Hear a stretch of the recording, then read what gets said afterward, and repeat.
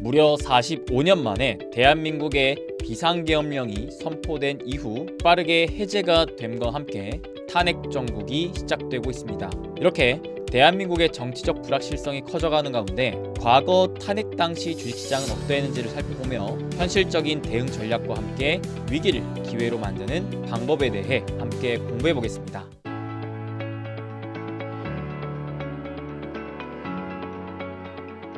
우리 여러분 반갑습니다. 여러분들의 행복 파트너 수빈쌤입니다. 항상 우리 여러분들께 반갑게 인사드리며 영상을 시작했었는데 아무래도 또 상황이 상황인 만큼 대한민국의 현재 상황을 계속 좀 생각하게 되고 대한민국의 현재 상황을 지켜볼수록 가슴이 참 먹먹해지고 마음이 아프기 때문에 그래서 오늘은 뭔가 좀 반갑게 인사드리기가 좀 어려운 것 같습니다. 우리 여러분들께서도 다들 현재 상황을 바라보시면서 참 안타까운 마음들이 드실 텐데 부디 이런 상황이 빨리 좀 잘 해결됐으면 좋겠고 그리고 저도 그렇지만 우리 여러분들 스스로도 각자의 자리에서 또 묵묵히 최선을 다해가며 우리가 또 할 수 있는 역할들을 각자 잘 해냈으면 좋겠습니다. 정치권에 계신 분들께서도 다른 무엇보다도 우리 국민들을 부디 좀 더 생각을 해주시고 우리 국민들을 위한 마음을 모아주시고 국민들을 위한 일을 빠르게 해주십사 부탁드리겠습니다. 그럼 저는 우리 여러분들과 함께 또 제가 있는 자리에서 같이 또 위로해드리며 또 현실적으로 우리가 현재 상황을 어떻게 또 헤쳐나가야 될지 우리 여러분들께서 고민하실 부분들을 바탕으로 제 나름대로 또 공부하고 분석한 내용을 함께 공유해드리며 공부하며 이 시간 우리가 함께 좀 힘든 시장을 이겨내는 시간으로 만들어 보도록 하겠습니다. 특히나 오늘 많은 분들께서 이 부분을 많이 궁금해 하시더라고요. 과거 탄핵 당시의 주식시장은 어땠을까? 아무래도 비상계엄은 다행히 빠르게 마무리가 됐기 때문에 이 부분은 해소가 됐다 하더라도 아직 탄핵 정국의 시작이다라는 이 정치적 불확실성 구간이 남아있기 때문에 과거에 우리나라가 탄핵 또 시기가 있었기 때문에 그때는 주식시장이 어땠는지 그 부분을 같이 보면서 좀 현재 상황과 비교했으면 좋겠고요. 그 다음에 또한 많은 분들께서 이런 고민을 하실 겁니다. 한국 주식을 지금이라도 다 팔고 미국 주식으로 가야 하는가 이런 부분에 대한 고민 또한 오늘 같이 이야기 나눠보도록 하겠습니다. 그래서 종합적으로는 현실적인 대응 전략도 잡겠지만 위기를 기회로 만들 수 있는 방법을 같이 공부해보고자 하니 부디 이 영상으로 말미암아 우리 여러분들께서 조금 더 힘내시고 좀 더 현실적인 대응 전략으로 인해 다들 좋은 결과 얻어내셨으면 좋겠습니다. 이를 간곡히 바라며 진심으로 여러분들 응원할 테니까 제가 오늘 또 준비한 내용 차근차근 함께 풀어보도록 하겠습니다. 저로서도 인생을 살면서 난생 처음 보는 상황에 밤중에 굉장히 좀 충격을 먹었고 놀랬고 그래서 급하게 현재 상황을 빠르게 좀 인지를 한 다음에 부랴부랴 제가 할 수 있는 제 자리에서 저랑 그래도 같이 공부하는 분들에게는 새벽에 이와 같이 비상계엄 선포에 대한 투자 대응 전략을 급하게 적어서 보내드렸거든요. 그리고 우리 유튜브 시청자분들을 위해서도 분명 다들 혼란스럽고 힘들어하실 것 같아서 제가 어제자였죠. 수요일날 라이브를 통해서도 방송을 진행하며 구체적인 대응 전략을 좀 잡아보긴 했었습니다. 그래서 해당 방송은 내일 금요일날 또 편집해서 녹화본을 올려드릴 것이기 때문에 못 보신 분들은 좀 보시면 될 것 같고요. 오늘은 어제 이야기하지 않았던 내용 비상계엄보다도 좀 더 이런 탄핵 쪽을 중점적으로 다루는 시간을 가져보도록 하겠습니다. 그래서 현재 상황을 일단 결론적으로 먼저 말씀드리면 비상계엄만 봤을 때 최악의 상황은 그래도 다행히 피했다. 다만 아직 정치적 불확실성이 남아있기 때문에 시장의 변동성, 즉 시장이 계속적으로 이 정치적 불확실성이 해소되기 전까지는 흔들릴 여지가 남아있다. 그러니까 단기적으로 너무 한국 주식시장에 좀 무리한 투자를 하기보다는 일단 이 상황을 좀 지켜보며 상황이 안정되기 전까지는 차분히 기다리는 것도 좀 좋겠다라는 생각이 들고요. 그렇기 때문에 현재 상황에서 가장 중요한 건 무언가 사거나 팔거나 행위를 하는 것보다 첫째 정치적인 상황에 관심을 가지면서 이런 상황이 좀 안정을 찾을 때까지는 지켜보는 그런 자세가 투자자로서도 또 국민으로서도 필요하다고 생각합니다. 그래서 현재 상황은 이제 정치적인 요인으로 봤을 때 일단 비상계엄령 선포는 해제됐기 때문에 탄핵 정국 위주로 좀 봤을 때 과거 대한민국 역대 대통령 탄핵안이 가결됐던 사례가 두 차례가 있었죠. 한 번은 2004년 고 전 노무현 대통령 때 그리고 2016년 박근혜 전 대통령 때였는데요. 노무현 대통령 때는 이제 총선을 앞두고 대통령의 여당 투표 동료 발언이 정치적인 중립성 훼손 논란으로 이어져 탄핵에 대한 이야기 나왔고, 이때는 이제 기각 판결이 나면서 대통령 업무에 다시 복귀를 했습니다. 박근혜 대통령 때는 좀 달랐죠. 최순실 일가 국정농단 사태로 인해 탄핵에 대한 이야기가 나왔고, 헌법재판소의 대통령 파면 판결로 실제 탄핵이 됐고, 다음 조기 대선이 치러졌던 상황으로 이어졌습니다. 그래서 이제 그때랑 지금이랑 좀 비교하면서 볼 필요가 있겠는데, 일단 그 전에 여러분들이 그 탄핵이 실제로 되는 그 진행 과정을 이해하실 필요가 있을 것 같아요. 여기 보시는 자료 위에서부터 쭉 순서대로 진행이 된다고 보시면 되겠는데, 첫 번째가 탄핵 소추안을 발의하는 겁니다. 근데 이게 이제 오늘 실제 소추안이 발의가 됐죠. 그래서 민주당 등 야 6당 소속 의원 190명, 그리고 무소속 김종민 의원 등 191명이 발의한 윤 대통령 탄핵안이 오늘자에 본회의에 보고됐었습니다. 자, 그렇기 때문에 이제 이렇게 간다고 보시면 되세요. 국회 본회의에 이제 상정이 돼서 의결이 되면 그 다음 단계로 넘어가고, 부결이 되면 탄핵안은 처리가 돼서 결국 대통령직을 계속 수행하게 됩니다. 그래서 1차적으로는 이번 국회 본회의 상정에서 의결이 돼야 다음 단계로 넘어갈 수가 있는데, 탄핵안은 본회의에 보고된 뒤 24시간 이후 72시간 이내에 표결이 이루어져야 하는 만큼 이 윤 대통령 탄핵안은 6일 0시 49분부터 8일 0시 48분까지 표결이 가능합니다. 근데 더불어민주당 같은 경우에 7일이면 이제 토요일인데요. 토요일에 국회 본회의에서 윤 대통령 탄핵 소추안 표결과 그다음에 김건희 여사 특검법 재표결을 동시에 추진하기로 했어요. 자, 우리에게 중요한 건 뭐 이게 탄핵이 되냐 마냐 보다도 일단 이 진행 상황이 어떻게 되고, 결국에 가장 중요한 건 정치적 이 불확실성, 이게 해소되느냐 안 되느냐가 되게 중요하다고 봐요. 왜냐면 사실 주식 투자에서 가장 큰 악재는 저는 불확실성이라고 생각을 하거든요. 여러분들 그렇지 않습니까?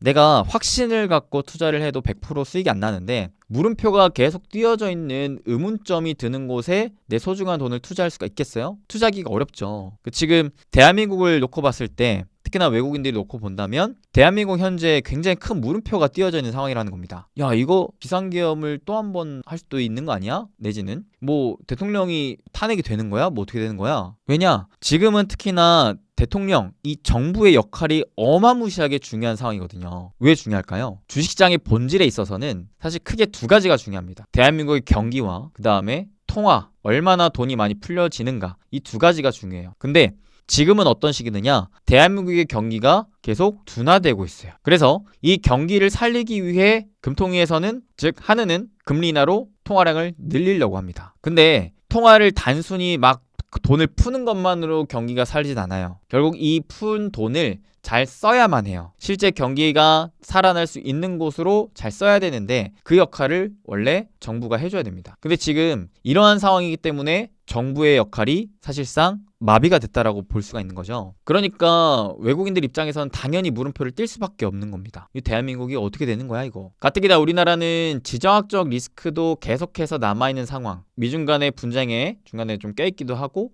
북한 간의 관계에서도 우리나라는 아직 휴전국가라는 거죠. 게다가 미국의 대통령이 트럼프로 이제 바뀌는 시대가 오기 때문에 사실 트럼프와의 외교적 협상도 정부가 해줘야 돼요. 가뜩이나 지금 관세 이슈가 굉장히 크기 때문에 이 부분을 정부가 나서서 외교 협상을 하고 어떻게 해서든 지정학적 리스크를 최소화하고 트럼프 리스크를 최소화하고, 그 다음에 무엇보다도 우리나라 경기를 좀 살려줘야 된단 말이죠. 근데 그 역할을 해야 하는 정부의 지금 현재 상황이 마비가 됐고 어떻게 될지 모르는 불확실성 가운데 있다 보니까 당연히 대한민국 자본시장은 흔들릴 수밖에 없고, 이 흔들리는 것을 불확실성 구간이 해소되기 전까지는 계속 흔들릴 여지가 있다. 그래서 이 순서를 우리는 좀 이해하고 있어야 된다는 겁니다. 그래서 과거 사례를 봤을 때 일단 첫 번째 2004년 노무현 대통령 탄핵 시기 때 흐름을 봅시다. 이건 이제 코스피 지수의 방향성을 나타낸 건데, 첫 번째로 이제 야당에서 탄핵 논의가 시작이 되면서 실제 탄핵 소추안이 발의가 되자 단기적으로 정치적 불확실성이 크게 확대가 됩니다. 그러면서 이때 외국인들도 크게 매도를 하면서 주식시장이 단기적 무너졌죠. 근데요, 자 이후로 소추안이 가결이 되고 그 다음에 국민들이 전국적으로 탄핵을 반대하는 여론이 형성이 되면서 정치적 불확실성이 축소가 되는 상황으로 말미암아 외국인들이 다시 국내 증시를 사고 증시는 안정적인 상승 흐름을 보여주게 됐습니다. 그 다음으로부터는 사실 우리나라 정치적 요인보다도 이제 대외 변수로 인해 증시가 쭉 하락하는 모습을 보여줬다라고 해석이 되는데요. 그 다음 박근혜 전 대통령 때도 보시면 첫 번째 이제 최순실의 태블릿 PC에 입수가 됐다라는 보도가 나오면서 이게 뭐야 하며 정치적 불확실성이 확대되는 기간이 이어졌었다.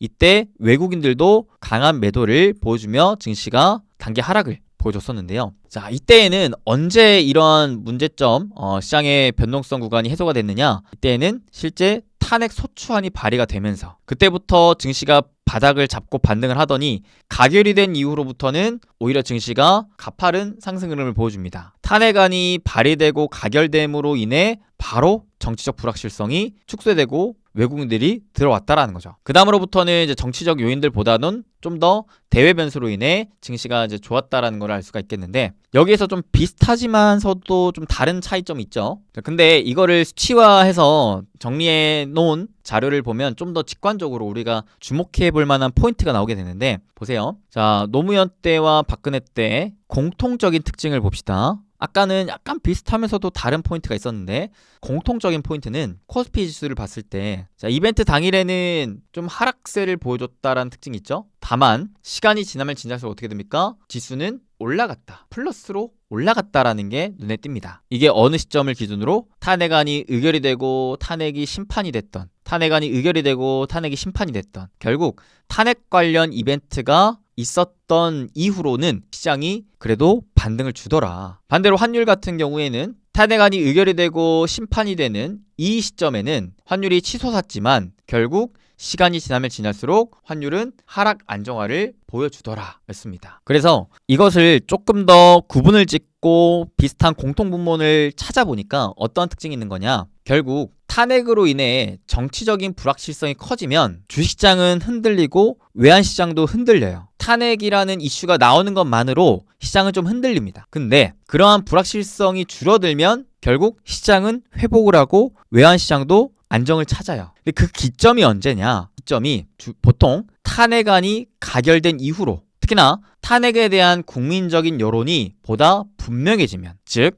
국민들이 생각을 하는 거죠. 야, 탄핵이 되겠다, 안 되겠다. 그런 방향성이 물음표가 아니라 한쪽으로 확실하게 잡히게 되면 시장은 안정을 찾는다라는 겁니다. 이 자체가 아까 제가 처음에 말했던 주식시장의 가장 큰 악재는 불확실성이다라고 이야기한 거랑 비슷하다고 보시면 되세요. 즉 사람들이 물음표 도무지 어떻게 될지 모르겠네 라고 생각할 때가 가장 시장이 흔들릴 때이지 어느 쪽이든 결판이 나기만 한다면 국민들이 그에 대한 확신을 가질 수만 있다면 결국 흔들림은 진정이 되더라. 그리고 중요한 건 그 흔들림 이후로는 결국 증시는 펀더멘탈과 대외 여건에 따라 방향성이 결정이 되더라. 즉 증시는 지금 같은 경우에는 단기적인 정치적 이벤트, 사람들의 감정의 흔들림 때문에 왔다 갔다 거리지만 결국 이 흐름이 점차 시장의 본질에 따라 움직이게 된더라 라는 겁니다. 그리고 이러한 흔들림은 탄핵 이벤트 관련 단기적으로 해소될 가능성이 높다라는 거죠. 그래서 저는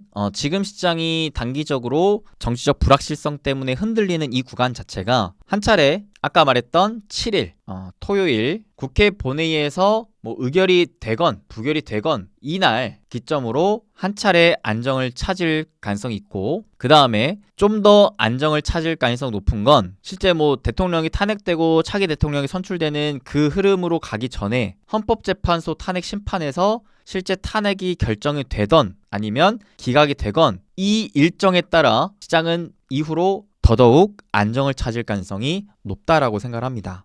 이번 12월 안으로는 시장이 점차 안정을 찾을 가능성이 높지 않을까 이렇게 좀 보고 있고요. 특히나 연말 연시 내년 1월 20일 트럼프 취임을 앞두고 사실 이 트럼프발 정치적 불확실성 요인도 아직 남아있다라고 봐야 되는 상황이기 때문에 우리나라 시장은 이 두 가지에 대한 정치적 불확실성 요인이 다 해소되기 전까지는 큰 힘을 받기는 좀 제한적일 수는 있겠다라는 생각을 해요. 즉 지금 우리나라 시장이 올라가기 위해서는 안정을 찾고 제자리로 가기 위해서는 국내 플러스 미국 트럼프라고 봐야 되겠죠. 이 두 가지 정치적 불확실성 요인이 좀 해소가 돼야 되는데, 트럼프 관련 불확실성 해소는 제가 보는 기점은 1월 20일 트럼프가 실제 취임하고 실제 정책을 펼치는 그런 시기가 왔을 때, 이 시기 전후로 그 불확실성이 좀 풀릴 가능성이 높다라고 보고, 국내 기준으로는 이제 탄핵 관련, 그래도 뭐 연말 안으로는 점차 안정을 찾을 가능성이 높지 않을까 보여집니다. 근데 이걸 떠나서 여러분들이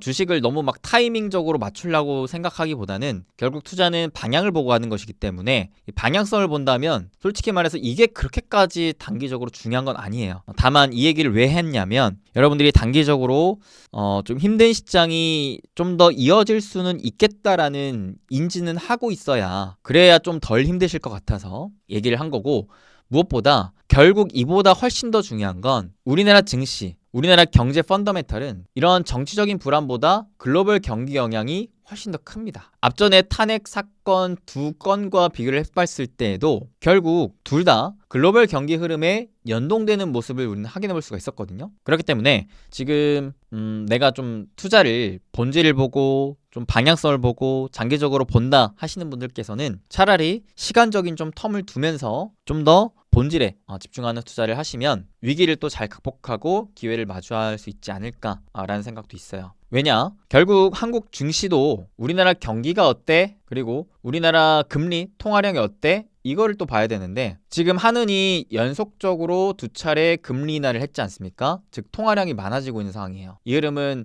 내년에도 계속 이어질 가능성이 높겠고요. 그리고 가장 중요한 이 경기가 보통 금리를 인한 이후로 어느 정도 시차를 두고 경기는 회복이 되기 마련입니다. 그렇다고 본다면 결국 시차를 두고 이러한 정치적 불확실성 요인이 해소되면 될수록 시장은 본질에 따라서 상방의 흐름을 다시금 틀어줄 가능성이 높지 않나, 저는 이렇게 보고 있어요. 게다가 저는 주식 투자에 있어서 기회는 크게 두 가지 요인으로 구분을 짓고 보거든요. 첫 번째가 정말 상승에 대한 확신을 가질 수 있을 때, 두 번째는 정말 좋은 건데 싸게 살 수 있는 실질적인 이제 매수의 기회가 같다라고 보는 건데, 대한민국이 망하지만 않으면, 대한민국 증시가 완전히 붕괴되지만 않으면 결국 지금은 싸게 살 수 있는 매수 기회라고 보여집니다. 당장 우리가 지금 사서 뭐 내일 오른다, 이러한 상승에 대한 요인은 언제 어떻게 될지 조금 물음표긴 하지만, 다만 그건 알 수 있죠. 시간이 좀 지난 이후로는 안정을 찾고 올라갈 가능성이 매우 높겠다라는 건 알아요. 그러면 이 상승에 대한 요인 또한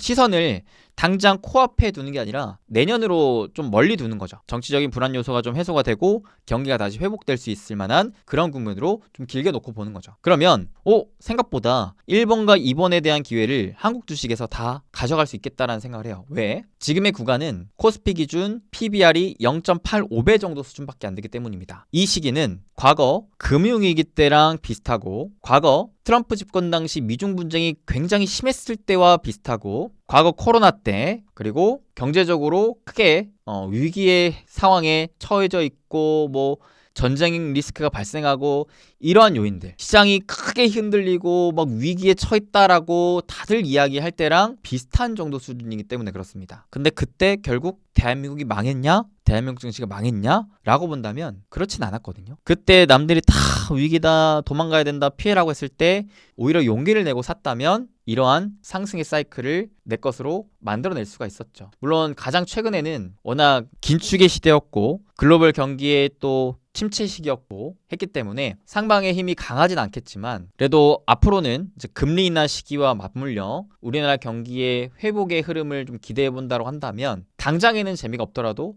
내년으로 본다면 그래도 최근 기준 1년에 한 번쯤 오는 이러한 싸게 살 수 있는 매수 기회로 여기면서 다음번의 기회의 주인공이 내가 될 수 있는 게 아닌가, 그런 생각을 해보고 있습니다. 왜냐면 결국 주식의 가치, 가격은 기업의 가치, 시장의 본질에 따라 움직이게 되거든요. 지금은 본질에 비해 시장이 많이 놀래서 흔들리고 빠져있는 공간이라고 생각합니다. 그러면 이 구간을 내가 어떻게 활용할까? 다 팔고 도망갈 것이느냐? 아니면 미래를 좀 내다보고 싸게 사고 시간을 좀 보내볼 것이느냐? 이런 고민을 해볼 필요가 있다는 것이죠. 근데 다만 단기적으로 지지부진한 상황이 이어지고 불안한 상황이 좀 이어지고 한다라는 것 자체는 인지를 하고 내가 단기적으로 수익을 좀 내고 싶다라고 했을 때, 내지는 대한민국의 현재 상황이 매우 불투명하고 불확실하고 매우 어렵다라고 본다면 이는 조금 냉정하게 투자자로서 자산을 배분해 놓을 필요는 있다라고 봐요. 그래서 저도 특히나 지금은 금리 인하 시대, 트럼프 시대, AI 시대이기 때문에 한국 주식뿐만 아니라 미국 주식에 대한 투자도 가능하다고 봅니다. 다만 한 번에 다